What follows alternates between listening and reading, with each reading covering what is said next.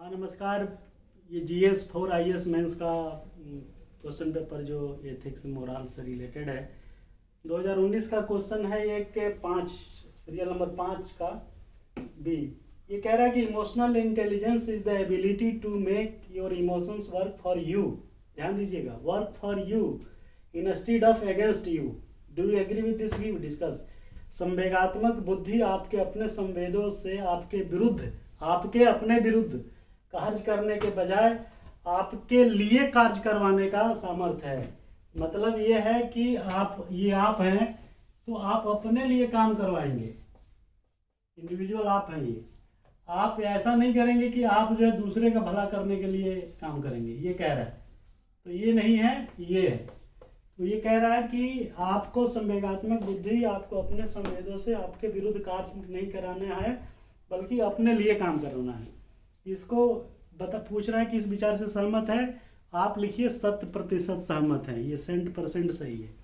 Emotional intelligence का मतलब ही यही होता है, इमोशनल कोसेंट भी जिसको लोग कहते हैं, कि अपनी आर्ट को, अपनी इमोशंस को, अपने नॉर्म्स को, अपने कैरेक्टरिस्टिक्स को, अपने एट्रीब्यूट्स को, आपकी जो भी एट्रीब्यूट्स है, जो सोशल कल्चरल साइकोलॉजिकल ट्रेट्स आपके पास है, उन गुणों को, उन तत्वों को दूसरे के सामने इस तरीके से प्रोड्यूस करना कि दूसरा आदमी जो यहाँ बैठा है वो आपकी तरफ मुखातिब होकर आप जो कह रहे हैं उसको हाँ हाँ करने लगे। ये जितने लोग हैं आपके चारों तरफ, आपको ऐसे प्रोड्यूस करना है कि ये सब लोग आपकी जो डिमांड है, आपकी जो आवश्यकता है, आप जो चाहते हैं वो आपके लिए करने को तैयार हो जाएं। ये ना हो कि आपके खिलाफ काम करने के लिए तैयार हो जाए। तो इमोशनल इंटेलिजेंस जो है, इमोशंस को इस तरीके से यूज करना है कि आपके हित में हो, न कि आपके विरुद्ध। अब कैसे होगा ये प्रश्न ही पैदा होता है। अब कई नेगोशिएशन में, कई बार्गेनिंग में, कई सामूहिक सौदेबाजी में ऐसा देखने को मिलता है कि एक आदमी अपने इमोशंस को इस तरीके से प्रेजेंट करता है कि दूसरा पक्ष जो है एनॉयड होने लगता है। अब भाई आप अपने इमोशंस को ऐसे क्यों प्रस्तुत कर रहे हैं? ये तो आपकी आर्ट, आपकी कला और आपके प्रेजेंटेशन के तरीके को ही प्रश्न चिन्ह लगा देती है कि आप गए अपने लिए कुछ डिमांड करने, अपनी कंपनी के लिए कुछ काम करवाने, और आपने ऐसी बात कह दी जिससे दूसरा पक्ष जो है आपके अगेंस्ट चला गया। तो प्रश्न यहाँ पे पैदा होता है कि आप में वो एट्रीब्यूट्स जो हैं बात करने का, प्रस्तुतिकरण का, आपको रिफ्लेक्ट करने का, आपकी अपनी चीज़ों को किस तरीके से परोसने का उसके सामने, तो ये जरूरी है। और इसके लिए आप में ये सारे गुण जो हम बता रहे हैं, ये गुण होने चाहिए। अगर ये गुण नहीं है तब भी आपको इन गुणों को ओढ़ने का प्रयास करना चाहिए और उसके सामने ऐसे प्रस्तुत करना चाहिए जिससे वो हाँ से हाँ में हाँ मिलाने लगे। इसके लिए आप तमाम तरीके की इमोशनल इंटेलिजेंस यूज कर सकते हैं। जैसे रीजनलिज्म, आप कहाँ के हैं, वो कहाँ का है, कुछ ऐसा रोल कनेक्शंस की ज़रूरत पड़ सकती है।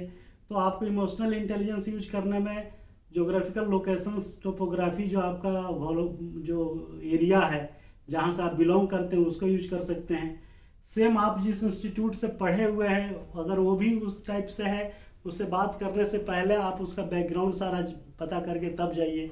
तो आप ऐसे ज्योग्राफिकल बातें, इकोनॉमिकल स्टेटस, स्कूलिंग, एलुमनाई, एक दूसरे के साथ जीने की, एक दूसरे की बात को सुनने समझने की क्षमता, उसका एप्रिसिएशन जिससे आपको काम लेना है, उसकी बात को रिफ्यूट न करना, चाहे वो कितना ही गलत क्यों न बोला हो। एक हम लोग संस्कृत में श्लोक पढ़ते हैं कि सत्य बोलो, प्रिय बोलो और अप्रिय सत्य न बोलो। अगर वो सत्य भी है लेकिन कानों को सुनने में उसको खराब लगता है, तो अप्रिय लगेगा, तो आप ऐसी बात मत कहिए, उसकी प्रशंसा करिए, उसके साथ सिंपैथेटिक और इम्पैथेटिक बनिए, ये जानते हुए भी कि मैं जो कह रहा हूँ वो सिर्फ हिपोक्रेसी या पाखंड है। लेकिन आपको अपना इमोशनल इंटेलिजेंस यूज करना है तो आपको इस तरीके से सारे गुणों को रिफ्लेक्ट करना पड़ेगा, तभी आप अपने पक्ष में काम करा पाएंगे। उसकी कोई बात अगर आपके लिए है, कमेंट है, तो आप उससे उस चीज़ पे रिएक्ट नहीं करेंगे, रेस्पॉन्सिव नहीं होंगे। अगर आप रेस्पॉन्सिव हो जाएंगे तो फिर वो छोड़ के चला जाएगा आपको, तो आपके खिलाफ हो गई बात। तो ये सारी चीज़ें जो इमोशनल इंटेलिजेंस के एट्रीब्यूट्स हैं, इसको बड़े ही सोच समझ करके बड़े ही ढंग से आपको यूज करना चाहिए। उसको अगर बात ख़त्म हो गई है, मीटिंग ओवर हो गई है, तो उसको सी ऑफ करना भी एक कला है।